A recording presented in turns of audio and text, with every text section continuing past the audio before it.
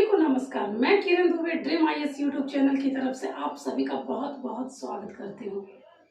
जैसा कि आपने अगर मेरे पिछले वीडियो को देखा होगा, पिछले लेक्चर को देखा होगा, तो आपको ये मालूम होगा कि मैंने इन्वायरमेंट एंड इकोलॉजी से रिलेटेड करीब 4 से 5 वीडियो अवेलेबल कराए थे, जो कि एग्ज़ाम के पॉइंट ऑफ व्यू से काफ़ी ज़्यादा इम्पोर्टेंट थे। मैंने उसी भी पैटर्न, उसी इकोलॉजी एंड इन्वायरमेंट के उसी सेगमेंट को टच किया था, जो कि हमारे एग्ज़ाम के लिहाज से काफ़ी ज़्यादा इम्पोर्टेंट है। तो यहाँ मैं आपसे ये कहना चाहती हूँ कि आज का जो हमारा टॉपिक होगा, जैसा कि आप हमारी बातों से समझ ही गए होंगे कि आज का जो हमारा टॉपिक होगा वो इकोलॉजी से रिलेटेड ही होगा। हालांकि जो आज का हमारा टॉपिक है, आप देख ही रहे हैं कि आज का जो हमारा करंट मुद्दा है, एक तरह से कहें तो ये स्टैटिक पोर्शन भी है और करंट मुद्दा भी है। कहने का मतलब ये हुआ कि इकोलॉजी का ये बहुत इम्पोर्टेंट पार्ट हो जाता है, जिससे कि हर साल प्रत्येक एग्जाम में सवाल पूछे जाते हैं, चाहे वो यूपीएससी का एग्जाम हो, चाहे वो स्टेट पीसीएस का एग्जाम हो, यहाँ से सवाल पूछे गए हैं। ठीक है, इन्हीं सारे बातों को ध्यान में रखते हुए आज का जो हमारा टॉपिक है वो है यूएनएफसीसी का, यूएनएफसीसी के अंतर्गत कोप 27। कोप कहने का मतलब है यहाँ कॉन्फ्रेंस ऑफ पार्टीज। ठीक है, जिनके बीच सम्मेलन इसका किया जाता है, उन्हीं को हम लोग शॉर्ट टर्म में कोप कहते हैं, यानी कॉन्फ्रेंस ऑफ पार्टी, जिसका 27वां सम्मेलन किया गया है हाल ही में। तो एक तो ये सबसे बड़ी बात है कि ये हमें ये जानना है कि आखिर ये चर्चा में क्यों है। ठीक है, पहली बात तो ये है कि ये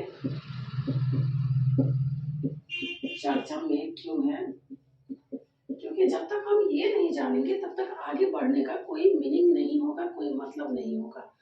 ठीक है, तो मैं आपको एक बात बता दूं कि यूएनएफसीसी कोप 27 जो है उसके चर्चा में रहने का जो मुख्य कारण है वो ये है कि मिस्र का एक शहर है,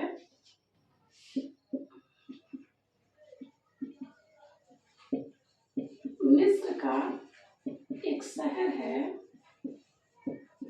शर्म अल शेख। ठीक है, मिस्र का एक शहर है शर्म अल शेख। इसने यूएनएफसीसी के अंतर्गत कोप यानी कॉन्फ्रेंस ऑफ पार्टी के 27वें सम्मेलन की अगुवाई कर रहा है। ठीक है, तो ये एक बहुत इम्पोर्टेंट यहाँ टॉपिक ये बन जाता है। सबसे पहली बात कि आप अगर एक्टिव होंगे तो मिस्र का जो शहर है शर्म अल शेख, इसको आप सबसे पहले मैप पे नोटिस करेंगे कि ये मैप पे कहाँ लोकेट किया गया है। ठीक है, सबसे पहली बात तो यहाँ से ये सवाल ये निकल के आता है कि आखिर ये मैप पे कहाँ लोकेट है जो मिस्र का शहर है, क्योंकि कई बार यूपीएससी में सीधे सवाल पूछ दिए जाते हैं मैच करने के लिए। ठीक है, कि कौन सा शहर किस जगह से बिलोंग करता है। ठीक है, तो हो सकता है कि कहीं पूछ दे कि शर्म अल शेख किस से रिलेटेड है। ठीक है, तो यहाँ हमने देखा कि एक जो ये सबसे ज्यादा इम्पोर्टेंट यहाँ हमारा क्वेश्चन बन जाता है वो ये कि मिस्र का जो शहर शर्म अल शेख जो है वो कहाँ स्थित है, पहला चीज। दूसरा हमने ये जाना कि यूएनएफसीसी कोप 27 जो है वो आखिर चर्चा में क्यों था, तो हमने इसके पीछे की बातों को जाना कि मिस्र का जो शहर है शर्म अल शेख वो कोप 27 की मेजबानी कर रहा है इस बार। ठीक है, इन्हीं कारणों से यूएनएफसीसी जो है वो चर्चा में बना हुआ है। हालांकि मैं यहाँ एक बात और बता दूं कि यूएनएफसीसी का ये कोप जो है यानी कॉन्फ्रेंस ऑफ पार्टी जो है वो एक शीर्ष निकाय है। ठीक है, आगे हम इसके बारे में और भी चर्चाएं करेंगे। चलिए देख लेते हैं कि आगे इसके बारे में यूएनएफसीसी के बारे में हम और क्या क्या जानते हैं, जो कि हमारे एग्जाम के पॉइंट ऑफ व्यू से काफी ज्यादा इम्पोर्टेंट है। अब यहाँ बात ये उठती है कि कोप 27 जो है यूएनएफसीसी का जो शीर्ष निकाय कोप 27 जो है यानी कॉन्फ्रेंस ऑफ पार्टी, क्या वो कोप 2026 से किसी प्रकार से जुड़ा हुआ है। तो यहाँ हम आपको एक बात बता दें कि COP27 जो है,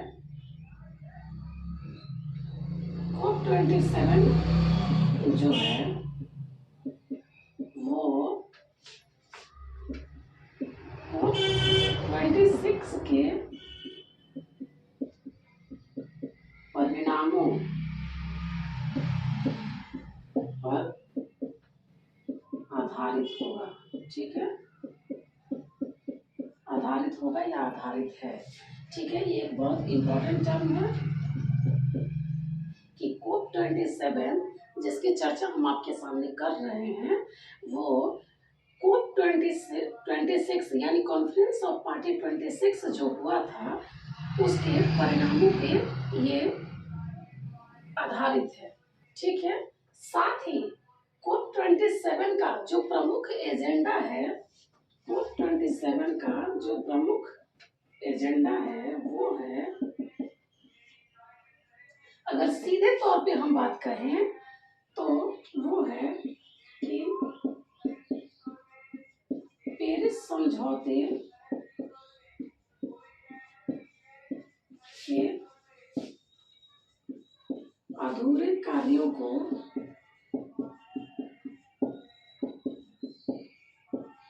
पूरा करना। ठीक है, अगर आप ये सोच रहे होंगे कि ये पेरिस समझौता क्या है, तो अगर आप इन्वायरमेंट एंड इकोलॉजी के मेरे पिछले सेगमेंट को अगर आप देखेंगे, वीडियो को देखेंगे, तो उस वीडियो में मैंने बहुत अच्छे तरीके से पेरिस समझौते को भी बताया है और पेरिस समझौते में किस किस प्रकार के शीर्ष बिंदु को टारगेट किया गया था, ये भी मैंने आपको पिछले लेक्चर में बताया है। तो अगर आपने मेरे पिछले लेक्चर को नहीं देखा है तो please dream IAS YouTube channel पे आप जाके इन सभी लेक्चर को देख सकते हैं, ताकि आपको एक सिस्टमैटिक ढंग से जो स्टडी है इकोलॉजी को लेकर वो समझ में आए और मेरे लेक्चर को भी आप आसानी से समझ सकें। तो यहाँ मैंने आपको बताया कि UNFCCC COP27 का जो मुख्य एजेंडा है वो लोगों और पृथ्वी जैसे ग्रह को बचाने के लिए जो पेरिस समझौता आया था, उसी पेरिस समझौते के अधूरे कार्यों को पूरा करने का एक तरह से ये एजेंडा है। ठीक है, अब हम जान लेते हैं इसके शीर्ष बिंदु कौन कौन से हैं। ठीक है, क्योंकि इसके शीर्ष बिंदु को जानना बहुत ज्यादा जरूरी है। तो हम इसके शीर्ष बिंदु को जान लेते हैं कि चर्चा के शीर्ष बिंदु कौन कौन से हैं। इसको हम दिखाएंगे, जानेंगे, ताकि आपके दिमाग में ये बना रहे।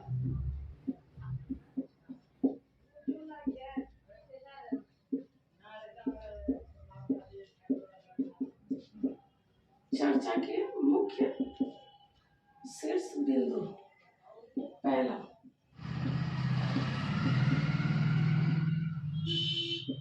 जलवायु परिवर्तन के लिए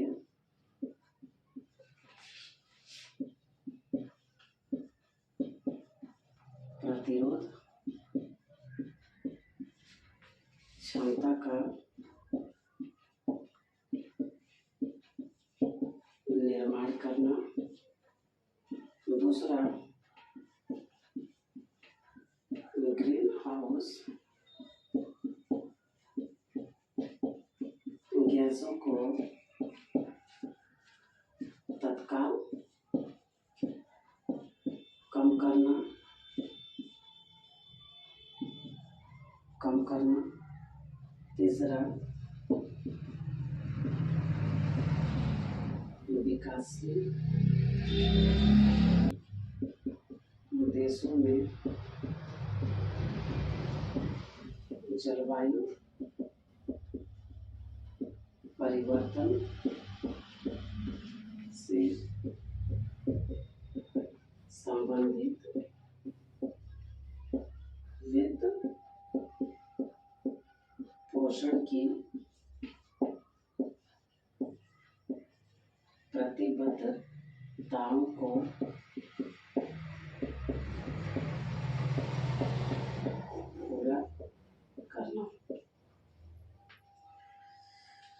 जैसा कि आपके सामने है कि यूएनएफसीसी COP27 की जो चर्चा के मुख्य शीर्ष 3 बिंदु जो हैं, जो कि बहुत ज्यादा इम्पोर्टेंट है हमारे लिए ये जानना कि आखिर इसकी चर्चा के बिंदु कौन कौन से हैं।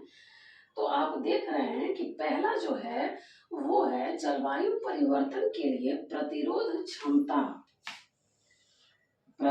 क्षमता का निर्माण करना, यानी कि जलवायु परिवर्तन को हम किस किस कंडीशन में कम कर सकते हैं, उसको हम पहले की अपेक्षा जो कि बहुत तेजी से हो रहा है उसको किस प्रकार से कम कर सकते हैं, वो यहाँ पहला पॉइंट कह रहा है। दूसरा है कि ग्रीन हाउस गैसों को तत्काल कम करना। तत्काल कम करने का मतलब यहाँ ये हुआ कि बहुत तेजी से इसे कम करना, ताकि पृथ्वी जैसे ग्रह को बचाया जा सके। तीसरा है विकासशील देशों में जलवायु परिवर्तन से संबंधित वित्त पोषण की प्रतिबद्धताओं को पूरा करना। ठीक है, ये हमारे 3 चर्चा के मुख्य शीर्ष बिंदु थे। ठीक है, जो कि बहुत ज्यादा इम्पोर्टेंट थे। अब चलिए हम आगे इसके बारे में और कुछ जान लेते हैं। अब हम इसी के साथ साथ कॉन्फ्रेंस ऑफ पार्टी क्या है इसके बारे में जान लेते हैं, क्योंकि कई बार सवाल जो एग्जाम में पूछे जाते हैं वो डायरेक्टली करंट अफेयर से ना जोड़कर उसके स्टैटिक पोर्शन से क्वेश्चन उठा दिए जाते हैं। तो इसलिए हमारे यहाँ जानना जरूरी है कि कोप यानी कॉन्फ्रेंस ऑफ पार्टी क्या है। तो सबसे पहली बात जो मैंने आपको बताई थी स्टार्टिंग में ही कि कोप जो है वो यूएनएफसीसीसी का एक शीर्ष निकाय है।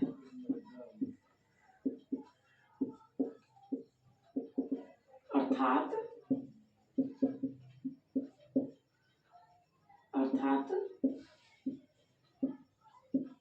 महत्वपूर्ण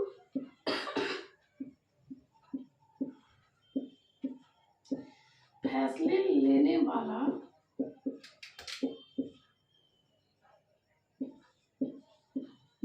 शीर्ष निकाय है। ठीक है, कहने का मतलब तो यही हुआ। दूसरी बात कि यूएनएफसीसी का फुल फॉर्म क्या होता है। हालांकि मैंने आपको जैसा कि बताया कि मैंने पिछले लेक्चर में आपको इसके बारे में डिटेल्स जानकारी दी है, फिर भी मैं एक बार यहाँ इसको रिपीट कर देती हूँ। तो United Nations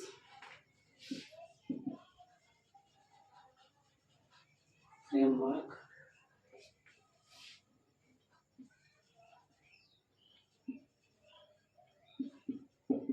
convention and climate change. ठीक है, इसका हिंदी हो गया संयुक्त राष्ट्र की जलवायु परिवर्तन पर संयुक्त राष्ट्र कन्वेंशन फ्रेमवर्क। ये यहाँ पे यूएनएफसीसी का फुल फॉर्म हो गया। ठीक है, जलवायु परिवर्तन पर संयुक्त राष्ट्र कन्वेंशन फ्रेमवर्क। ठीक है, चलिए आगे इसके बारे में कुछ और जान लेते हैं। अब यहाँ बात आती है कि यूएनएफसीसी की स्थापना किस लिए की गई थी। ये जानना यहाँ बहुत ज्यादा जरूरी है कि यूएनएफसीसी की स्थापना क्यों की गई थी। ठीक है, तो इसकी स्थापना वायुमंडल में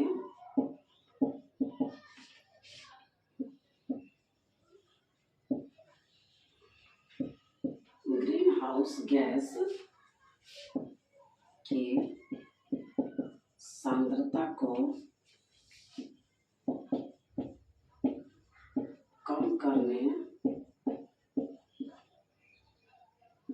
या स्थिर करने की दिशा में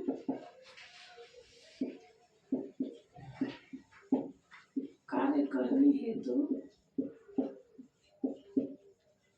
की गई थी।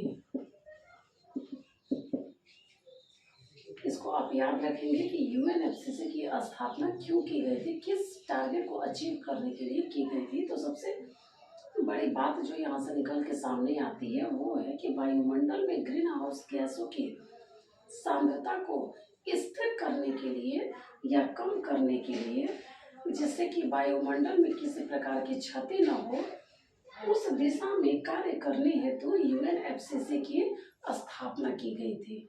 ठीक है, अब आप ये जान गए होंगे कि यूएनएफसीसी किससे रिलेटेड है, किससे संबंधित है, तो ग्रीन हाउस गैसों से संबंधित है। चलिए इसी में और आगे कुछ टर्म देख लेते हैं जो कि हमारे एग्जाम के पॉइंट ऑफ व्यू से काफी ज्यादा इम्पोर्टेंट है। यूएनएफसीसी में भारत सहित 198 पक्षकार देश हैं। ठीक है, कितने? भारत सहित 198, भारत सहित 198 पक्षकार देश हैं। कोप की बैठक 1995 से हर वर्ष लगातार हर वर्ष की जा रही है। ठीक है, ये कुछ इम्पोर्टेंट टर्म थे जो कि एग्जाम के पॉइंट ऑफ व्यू से काफी ज्यादा इम्पोर्टेंट थे। अब हम इसके आगे ये जान लेते हैं कि जो महत्वपूर्ण कोप हुए हैं, यानी कॉन्फ्रेंस ऑफ पार्टी के जो सम्मेलन हुए हैं, उसके बारे में हम एक बार सरसरी नजर से इसे देख लेते हैं। ठीक है, तो यहाँ मैंने आपको बताया कि यूएनएफसीसी में भारत सहित 198 पक्षकार देश है। साथ ही कोप की जो बैठक है वो 1995 से हर वर्ष लगातार होती आ रही है। ठीक है, जो कि ये हमारा कोप 27 सम्मेलन था जो कि अभी हाल ही में संपन्न हुआ है। अब हम यहाँ कुछ महत्वपूर्ण कोप सम्मेलन को देख लेंगे।